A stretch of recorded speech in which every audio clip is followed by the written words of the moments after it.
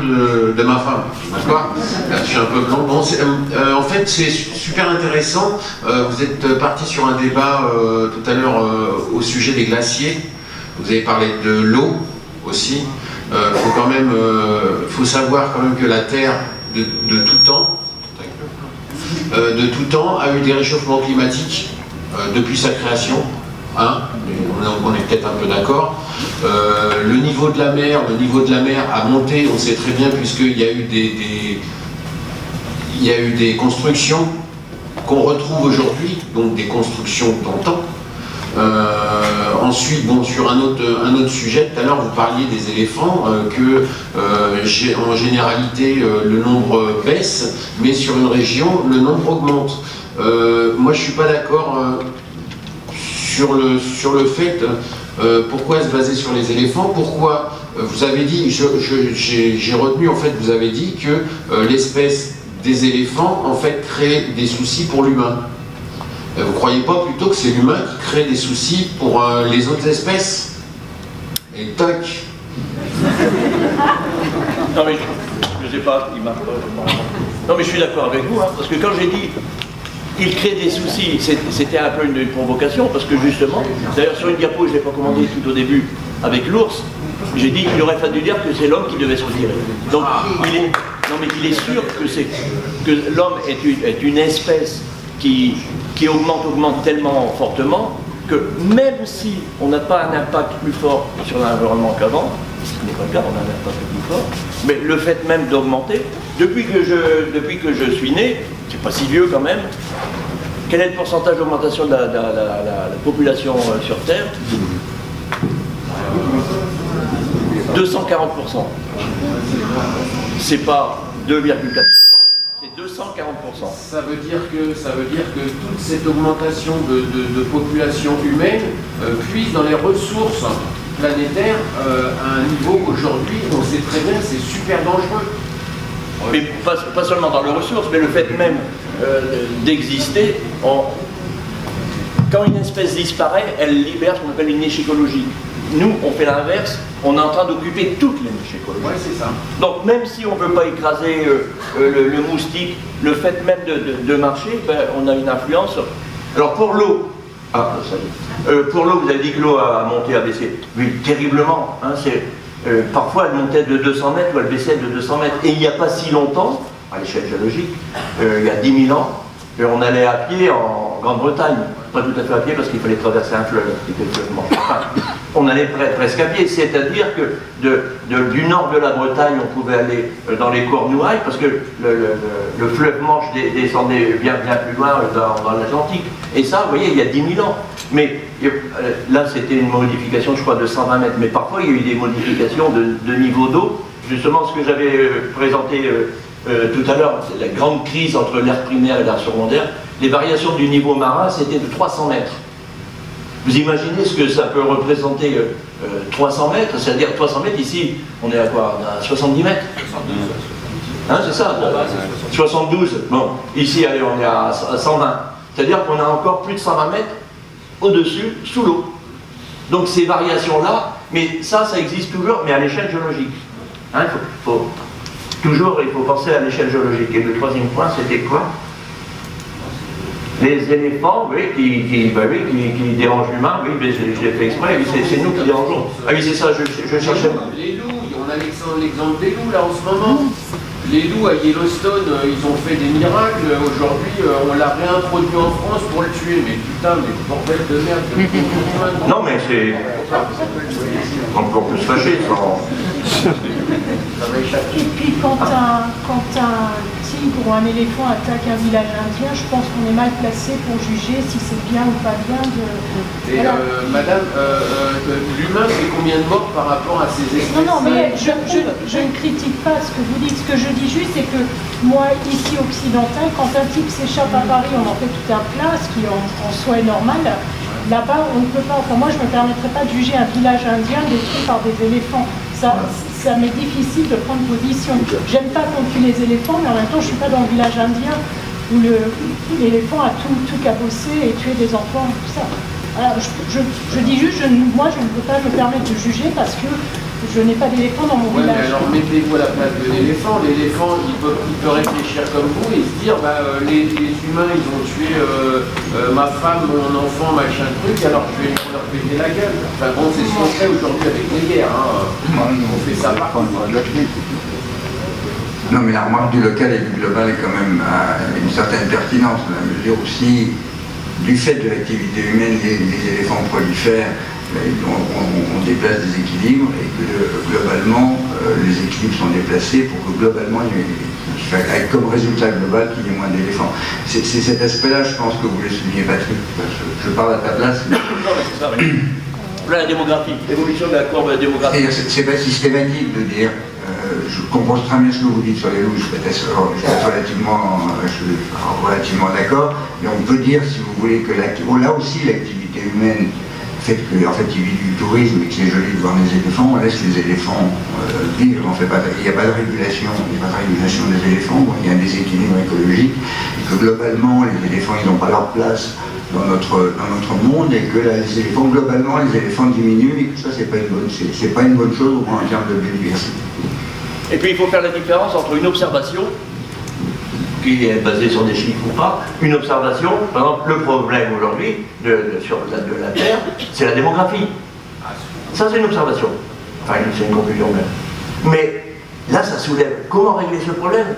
Il y a des problèmes économiques, philosophiques, éthiques, etc. etc. C'est surtout pas simple. Alors bien sûr si je dis c'est les animaux qui ont raison, c'est facile à résoudre le problème. Si je dis l'important c'est l'homme, c'est même pas facile parce qu'on est un écosystème aussi donc on a besoin des autres. Donc faire une observation, ça ne veut pas dire qu'on peut en tirer facilement une conclusion. Le problème de la démographie, pour moi c'est le problème. Mais allez dire, donc les Chinois ont essayé de régler la démographie. Vous voyez, ça introduit un truc qui n'était pas prévu, c'est qu'ils préféraient garder les garçons que les filles, etc. Donc faire une observation c'est une chose, trouver une solution c'en est une autre. Si c'était simple, je crois. La diapo sur le méthane, elle était pas mal. Pardon ? La diapo sur le méthane. Ah, vous voulez que je revienne ? J'ai plusieurs questions à poser. À 80 km d'ici, quand il y a eu la tempête de 99, il y a une plantation de peupliers qui faisait environ 25 hectares à Pont-Carré, à côté de Josard-la-Ferrière. Quand il y a eu la tempête, les peupliers étaient matures et ils ont tous été cassés à 6-7 mètres de haut. Tous pratiquement, sauf quelques-uns, très peu. Là, vous l'avez. Tous les autres arbres n'étaient pas cassés. Pourquoi? Je pense, et vous allez peut-être confirmer là-dessus, que les peupliers, on les a plantés dans un sol qui ne leur convenait pas. Les racines, l'arbre a pu prendre ses racines, donc il a tenu. Mais il n'avait pas la force au milieu du corps pour résister à une tempête. C'est pour ça qu'ils ont tous été rasés. Un autre exemple, qui est à 20 km d'ici. Vous allez autour du château de Forceville. À 30 mètres près, vous avez la végétation qui est transformée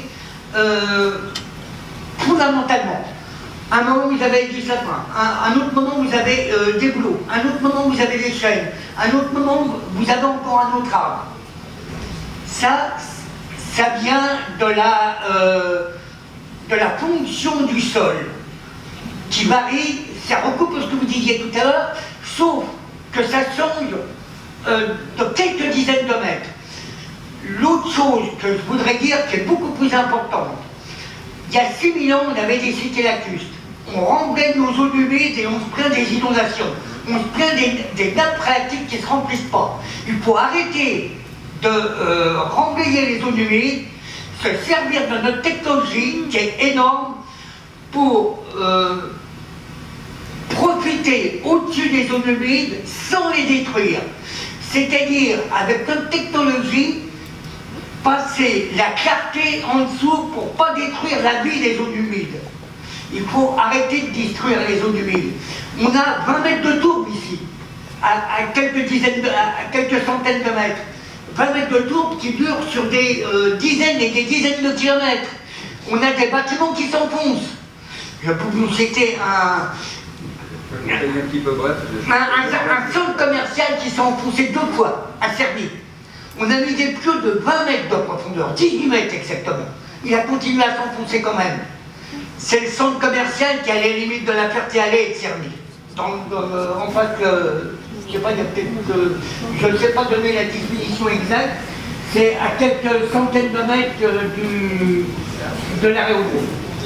Merci. Donc je vais essayer de répondre sans trop traîner. Alors il y avait plusieurs choses. Alors les arbres qui sont coupés à 6 mètres, ça je ne sais pas répondre, mais qu'il y ait une liaison entre... parce que vous savez, il y a des arbres, parfois dans des tempêtes, il y a des petits tourbillons qui se font, et il n'y a pas que les arbres qui sont coupés à telle hauteur. Il y a une tempête il y a quelques années dans la baignoire, j'étais allé voir, c'était au premier étage. Les arbres et les maisons étaient découpés exactement à la même hauteur. Donc ça ne doit pas être le sol seulement, c'est peut-être le type de vent, mais je ne sais pas, donc je préfère dire je ne sais pas. Mais qu'il y ait une liaison entre le sol et la végétation, bien évidemment, là vous avez 100% raison. Et d'ailleurs, un bon exemple, on est en France, on boit du pinard, mais les parcelles, les crues ne sont pas mis n'importe où. Si vous voulez l'appellation Chablis, il vous faut du calcaire avec des exogyra virgula. C'est pas un gros mot, c'est des petits fossiles. Et parce qu'il faut un niveau particulier, côte de nuit, côte de Beaune, quelle est la différence? C'est même orientation, même altitude, hein, direction nord-sud, tous les deux avec une hauteur à peu près à 600 mètres, ça descend vers la plaine de Saône, exactement le même profil, même orientation. Simplement, il y a un terrain un petit peu différent entre le nord et le sud, et ce qui fait la différence entre les côtes de nuit et les côtes de Beaune. Et puis pour tout... Hein? Ah, le Beaune, c'est meilleur, oui. Mais... je sais pas, tu me feras goûter tout à l'heure? Pour les arbres, les chênes, les autres arbres... Mais je suis d'accord avec vous, parce que vous parlez des chênes, vous avez raison, on ne trouve pas des chênes et des lièvres au même endroit que là on trouve des saules pleureurs et des canards. C'est tout simplement parce que le sol est différent. Donc on est d'accord là-dessus. Le troisième point, c'était les inondations. Alors avec la tourbe, c'est vrai, dans les vallées, il y a des inondations, etc. Et il est vrai qu'actuellement, quand on entend parler d'inondations, on pleure beaucoup comme si on découvrait qu'une zone plate. Quand c'est parfaitement plat, ça s'appelle en géologie une plaine d'inondation. Et alors, ah mais il ne peut plus y en avoir à tel village, on en connaissait au 19e, mais maintenant ça ne peut plus se produire. Mais non, d'une pime, le 19e siècle, c'est hier matin, à l'échelle géologique. Si ça s'est fait, ça peut encore... Je ne comprends pas qu'on construise sur des zones parfaitement planes. On accepte d'être inondé, peut-être pas soi, peut-être les petits-enfants, mais on prend le risque. Ça s'appelle une plaine d'inondation. Il n'y a que l'eau qui s'étale qui peut faire des zones parfaitement plates. Dès que c'est un peu différent, ce n'est plus parfaitement plat.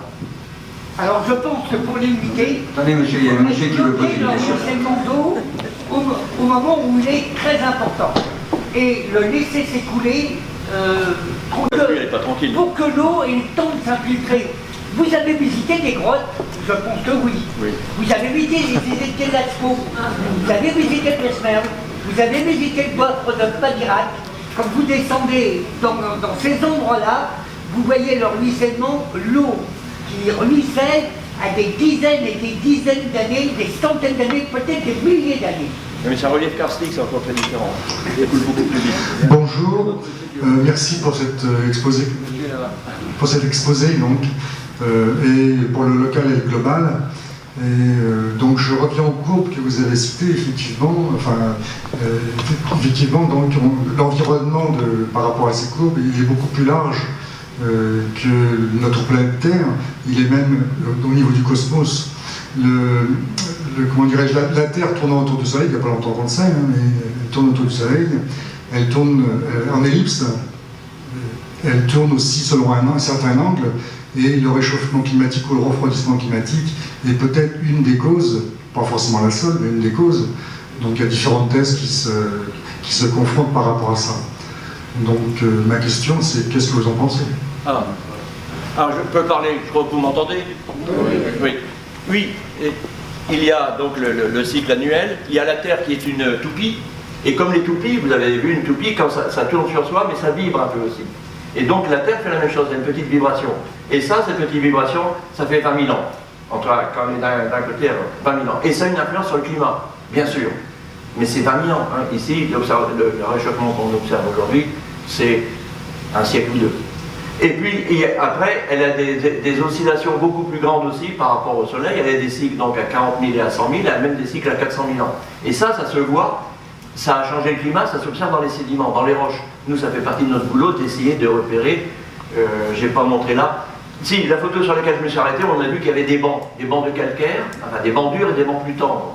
Eh bien, ça, c'est typiquement des cycles, ce qu'on appelle les cycles astronomiques, ou cycle de Milankovitch, qui est le Serbe qui avait décrit ces cycles-là. Donc ça, c'est une variation climatique de niveau astronomique. Ça, c'est vrai. Mais il n'y a pas que ça. La Terre, on a parlé des niveaux d'eau qui pouvaient varier de 200 mètres, mais là, elle a aussi connu des moments où il faisait très chaud. D'ailleurs, généralement, il fait beau. On est dans une période glaciaire. Hein. On l'oublie. On est dans une période glaciaire. Normalement, ici, il y a 50 millions d'années, quand se déposaient les petits organismes dont on a vu tout à l'heure, ici, c'était les tropiques. Paris était habituellement sous les tropiques. Le nord de la France, où que tout le monde que sait, qui dit qu'il ne connaît pas, qui dit qu'il fait froid, hein, c'était équatorial, monsieur, il y a 300 millions d'années.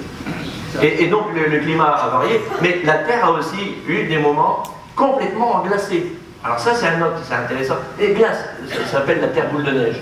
Alors ça pose une autre question, parce que quand la lumière arrive sur une surface chaude, claire ou sombre, quand c'est clair, elle a tendance à renvoyer la lumière, quand c'est sombre, elle a conservé. Hein. C'est pour ça qu'il vaut mieux au soleil se mettre des vêtements clairs.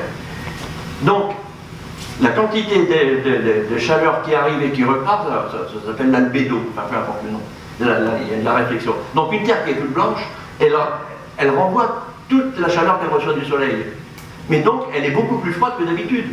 C'est-à-dire que quand elle est glacée, normalement, elle s'enferme dans ce cycle de glaciation. Elle ne peut plus en sortir. Elle accepte même moins du soleil qu'elle acceptait avant. Or, ben là, on n'est plus en glacé, et ça s'est produit plusieurs fois. Alors on se dit, ben tiens, pourquoi? Alors c'est peut-être pas parce que le soleil la réchauffait, parce qu'elle a renvoyé, elle reflétait la température, mais c'est parce que la Terre continuait de vivre, la planète, hein, pas les organismes, la planète continuait de vivre, donc il y avait encore des volcans, et des volcans ça rejette beaucoup d'eau, mais sous la glace, bon, de l'eau peut devenir de la glace, mais aussi du gaz carbonique. On sait tous que le gaz carbonique c'est un gaz à effet de serre. Et alors comment ça s'est passé? Mais on n'a que des hypothèses là, parce qu'on s'aperçoit que l'englaciation est lente, et la déglaciation est très brutale.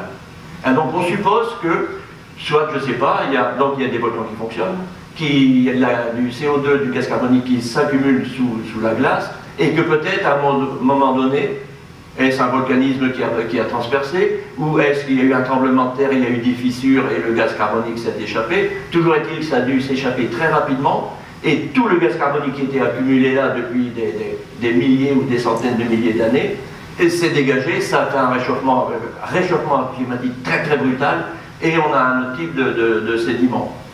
Alors, dernier point que je voudrais souligner avant de partir, parce qu'il m'était dit que j'allais en parler. Le CO2, c'est un gaz à effet de serre très important. Hein? On est d'accord? Bien. Bon. Eh bien, il ne représente que 15% des gaz à effet de serre. L'autre gaz à effet de serre qu'on a aujourd'hui, c'est l'eau. Et on n'en parle pas. Pourquoi? On ne nous dit pas tout. On cherche à nous tromper. Non, on ne nous dit pas tout, mais on ne cherche pas à nous tromper. C'est parce que... Tu me l'as donné. Parce que l'eau qui s'évapore, une molécule d'eau qui s'évapore, va se mettre par exemple dans un petit nuage, cumulonimbus, vous voyez, c'est les petits joufflus, les petits blancs joufflus. Mais le petit blanc joufflu, il est blanc, il renvoie le soleil, donc il fait effet de parasol. Mais une molécule d'eau peut aussi s'évaporer et puis se concentrer dans des nuages qu'on appelle les cirrus. Hein, ce sont ces nuages qui sont très hauts, qui font des fils très fins. Mais là, ce n'est pas des gouttelettes d'eau, ces nuages-là, c'est de la glace. Et la glace fait l'effet de serre. Donc une molécule d'eau qui s'échappe, on ne sait pas si elle va jouer parasol ou si elle va jouer effet de serre. Et en plus, le cycle est très rapide. Donc 73% des gaz à effet de serre, c'est l'eau, mais on n'en parle pas parce qu'on ne sait pas modéliser. Parce qu'on ne peut pas prédire si ça va donner des cumulonimbus ou si ça va donner des cirrus. Donc il ne faut pas oublier quand même, hein, il n'y a pas que le CO2 qui est un gaz à effet de serre, l'eau, c'est le principal gaz à effet de serre aujourd'hui sur Terre. Il y a d'autres gaz à effet de serre, mais... Donc je voulais quand même rappeler ça. Le gaz carbonique n'est que 10 ou 13% du gaz à effet de serre. Mais on ne parle que de lui. Comme quoi, il ne faut pas être nombreux pour être important. Méthane? Oui, non, j'avais pris des informations. Je voulais par contre dire. Attendez, Sophie va poser sa question, puis vous parlez. Oui, c'est pas vraiment votre une question question. à revenir. Voilà, c'est juste une question, un truc positif. C'est bien. Suite à ce que vous avez dit, là, actuellement, sur le temps géologique, y a-t-il ou non un réchauffement climatique catastrophique, ou est-ce au temps humain, au temps géologique? On n'arrête pas de parler de réchauffement climatique. Quelle est la réalité, puisque les courbes, effectivement, sont à étudier avec précaution? Au temps géologique, il ne se passe rien. Mais, c'est pas important, c'est la différence. Mais, peut-être que ce qui est important, c'est la rapidité du changement. Mais, les changements avant, on arrive à les déceler, parce que quand ils sont sur une grande échelle de temps, parce qu'un événement aussi, par exemple, à l'ère primaire, il y a 300 millions d'années, si pendant 10 ans il a fait très chaud, peut-être que, on n'arrive pas à le voir, parce que c'est trop rapide, ou peut-être qu'on va dire que c'était toute la période qui était chaude. Parce qu'on n'a pas une analyse suffisamment fine pour savoir si c'était instantané, et que ça nous a laissé un gros message, ou que c'était une grande période et qu'on a... Vous voyez? Donc on n'a pas la même capacité de résolution temporelle. Donc il ne faut surtout pas tirer de conclusion de ça. Parce que des variations de température, je l'ai dit, ici c'était équatorial, aujourd'hui, même s'il fait chaud, il fait 10 degrés, mais les températures, c'était habituellement, il faisait habituellement beaucoup plus chaud. Comme sur Terre, habituellement, aujourd'hui la Terre est en crise, pas à cause de la biodiversité ou de nous, mais avec son relief. Normalement, la Terre, elle est plate de chez plate de chez plate. Le relief de la Terre, la topographie, c'est plutôt, ça ressemble plus au Mississippi. Partout, c'est plutôt le Mississippi alors que pour nous, quand on demande, on dit dessine-moi un paysage, bon, on va commencer par faire des collines, hein, un petit peu d'eau en bas, des prairies et puis des arbres. Alors que normalement, la Terre, c'est plutôt le Mississippi. C'est ce qui explique que, par exemple, comme c'est plat, il n'y a plus de montagnes. Les montagnes sont arasées, donc une montagne qui est arasée, elle est érodée, elle ne donne que du sable, des petits grains de sable, qui sont transportés par les rivières, un peu comme ci ou comme ça. Et puis donc le sable et les roches, les restes des minéraux, ils sont altérés aussi, il n'y a que le fer, il ne reste que le fer, c'est dissous, ça s'en va sous forme d'argile, et il n'y a que le fer qui s'oxyde, parce que c'est pas profond, il s'oxyde, ça s'appelle de la rouille, et ça c'est rouge. C'est ce qui explique que vous regardez à Strasbourg, on a la cathédrale de Strasbourg, le château de Königsbourg, etc. C'est fait avec du grès rouge. Vous avez le même, c'est de la même époque et c'est la même Collonges-la-Rouge. Vous avez le même, mais vous avez le même de l'Oural jusque dans l'Ouest américain. À ces grands paysages qu'on voit avec les cow-boys et les Marlboro là. C'est de la même époque. À cette époque-là, il y a à peu près 220 jusqu'à 180 millions d'années. C'était plat parce que là, à l'époque, l'Amérique était contre l'Europe, c'était plat donc de l'Ouest américain jusqu'à l'Oural. Et c'était une espèce de Mississippi. Donc vous voyez, quand on regarde, et on se dit, ah bon, la Terre, elle est comme ça. Normalement, habituellement, elle n'a pas des collines, la Terre. Elle a des collines quand elle est en période de crise un peu topographique. Je crois que madame voulait parler du méthane.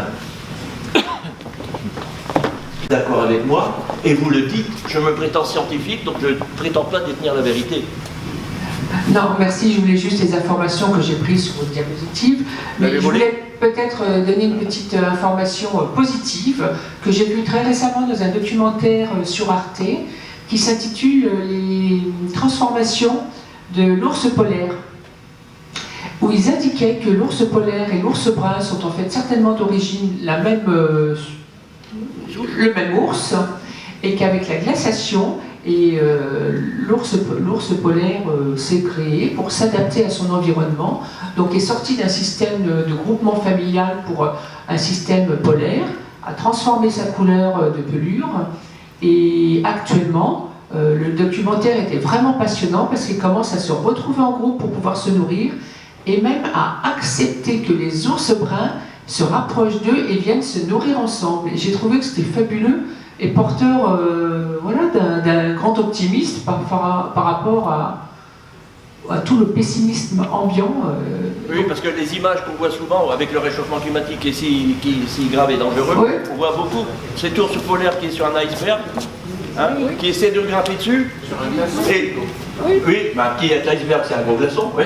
Donc il essaie de regrimper dessus, il n'y arrive pas bien, et voilà, il va mourir, les ours, ils viennent des grizzlies. Et donc, en fait, ils ont gagné la banquise et donc ils vont pouvoir refaire copain et C'est ce qui se passe en ce retourner. Et alors, moi, ce qui m'agace un peu avec ce petit truc catastrophique, mais enfin, il faut faire du catastrophisme pour intéresser les gens, malheureusement c'est comme ça, mais c'est que à l'époque romaine, il faisait beaucoup plus chaud qu'aujourd'hui. Et les ours polaires sont quand même encore toujours là. Alors, si avec la température d'aujourd'hui, ils meurent, ça veut dire que les ours polaires d'aujourd'hui sont plus cons que ceux du temps des Romains. C'est la technologie. Oui. Oui, Patrick. Pardon. Il me semble que on n'a pas traité le problème qui me paraît peut-être le plus important, le magnétisme, l'électromagnétisme, le désastre. Je voudrais être très simple. Mais je suis d'accord, On ne trouve nulle part une théorie cohérente de la création des nuages à partir de d'humidité. Dans nos douches, c'est plein d'humidité, on n'a jamais vu un nuage dans la douche. Or, la polarité de la Terre, pôle nord, pôle sud, change à peu près tous les 2000 ans. C'est pour ça que l'excès... Oui, à peu près, non, c'est pas si régulier. Mais Elles changent, mais enfin, on a quand même maintenant un record de 180 millions d'années partagé par les gens qui sont occupés de ça. Quant au Soleil, il change de polarité pôle nord, pôle sud, encore plus vite, parce que c'est lui. Le Soleil, c'est une bombe atomique qui va diverger un jour, devenir un trou noir quand elle devient vite. C'est une bombe atomique, le Soleil. Et tout ça est basé sur un électromagnétisme qu'on ne rend compte. Je vous affirme que je n'ai pas trouvé, c'est pas parce que à la retraite, je n'ai pas trouvé, je l'ai trouvé, mais je serais très preneur si vous me donnez une annonce de cohérent sur la formation des nuages. Moi, je ne sais pas. Non, mais personne ne sait. Oui. Pardon, l'île était merveilleuse. C'est pas quand même la poussière qui est au-dessus du Pacifique qui permet de faire des nuages. Non. Non. Il y a un problème. Non, mais le magnétisme... Dernier point, si tu peux me permettre. Oui. Mendeleïev et ce qu'on fait, on connaît bien tout ça, hein. Ça représente que 5% de la masse du cosmos. La Black Matter, on ne sait pas ce que c'est. Et ça fait 95%. Alors, je pense qu'Étienne Klein va venir dans un mois et demi, vous pourrez lui poser des questions sur ce qui manque comme masse dans l'univers. Mais pour le magnétisme, il est vrai qu'il y a des inversions du pôle nord, pôle sud. oui. Et justement, avec le réchauffement climatique, on dit qu'il y a des oiseaux migrateurs qui sont un peu paumés, qui ne savent plus où aller, mais qui utilisent le magnétisme pour se déplacer. Donc on s'était dit, du point de vue boulot, s'il y a eu des inversions, alors il y a peut-être eu des crises de biodiversité à ce moment-là, parce que tous les organismes migrateurs devaient être un peu déboussolés. Enfin, c'est bien de le dire. Et en fait, on n'a vu aucune relation entre les deux.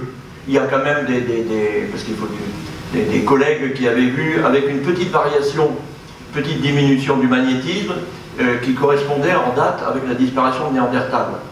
Et ils ont dit, il y a peut-être une... Ça, c'était il y a 2 ans. Hein. Ils ont dit, est-ce que l'homme... Alors les journaux l'ont dit, est-ce que l'homme néandertal n'est pas dû à une variation du magnétisme terrestre? Alors moi, je leur avais écrit, j'ai dit, et oui, et qu'en est-il? Je suis très intéressé, j'ai joué un peu le faux... Voilà. Et j'ai dit, je suis très intéressé, et moi, je travaille sur les colamboles hélicoïdales des prairies vertes, où je ne sais plus quelle bêtise j'avais dit, et puis sur tel autre organisme, un nom bidon, que j'ai donné, j'aimerais bien savoir comment ils ont réagi. Parce que pourquoi il faudrait que l'homme de Néandertal, qui soit sensible, ils ne se sont pas posé la question à une petite variation du magnétisme. Mais bon, c'est autre chose. Mais aujourd'hui, par contre, et ça c'est sérieux, on observe une très rapide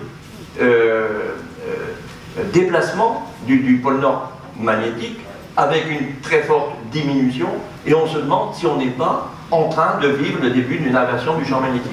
Mais on se demande, il ne faut pas affirmer. Mais aujourd'hui, le pôle magnétique se déplace de plusieurs dizaines de kilomètres par an. Et donc les marins le savent parce qu'ils doivent réétalonner à chaque début de vacances, ils doivent réétalonner leur pôle nord. Pour reprendre ce que vous dites là, On va prendre une dernière question là.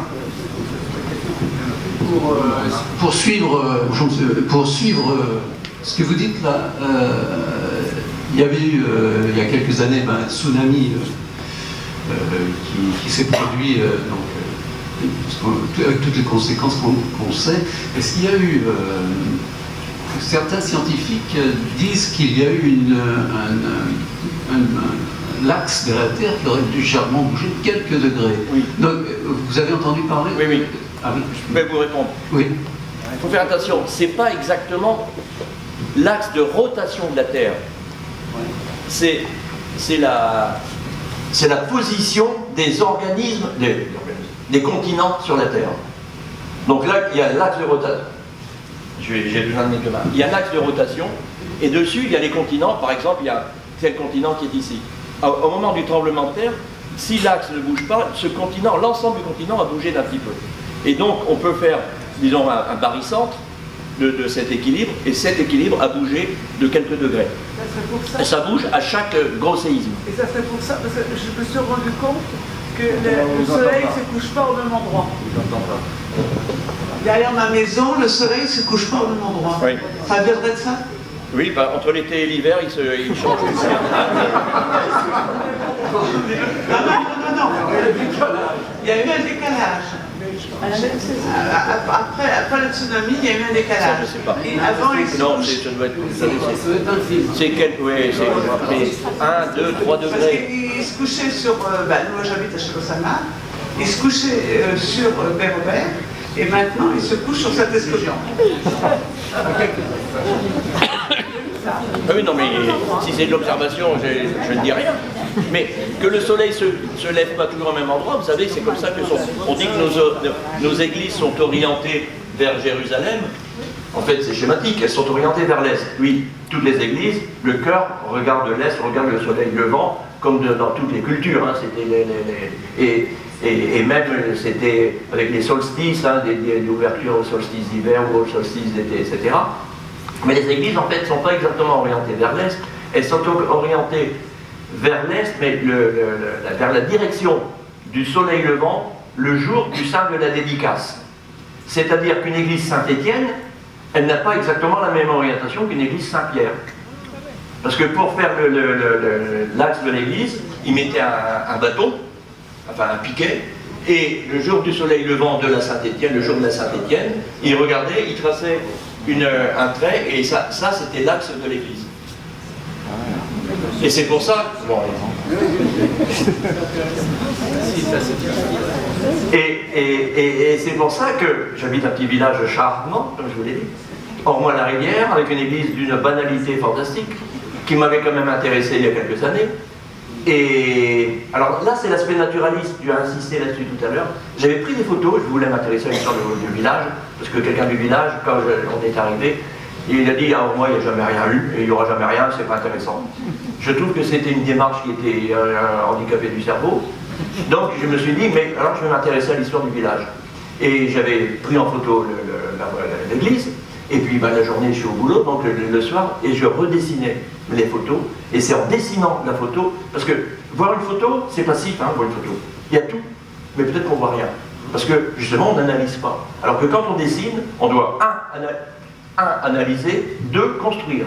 Donc on fait beaucoup plus attention aux détails, et je m'étais aperçu qu'il y avait un petit machin qui marchait pas bien sur le porche de l'église. Et il y a un problème d'ombre. Alors je suis retourné voir ce qu'il en était, et c'est là, j'ai d'abord réfléchi longtemps, comme quoi je suis un peu lent, et après je me suis dit, mais attends, l'église, on rentre vers l'est, c'est complètement anormal. Et donc après on a compris que l'église avait été désorientée au sens vrai du terme, c'est-à-dire qu'elle a été accidentée, et puis ce qui était debout, on l'a gardé, puis on a bricolé, et donc on rentre vers l'est, et puis après on a fait des fouilles, puis on a retrouvé les trucs de l'autre côté. Mais vous voyez, ça c'est l'approche naturaliste qui a permis de voir que l'église était désorientée. Ok, merci beaucoup Patrick. Donc on va arrêter.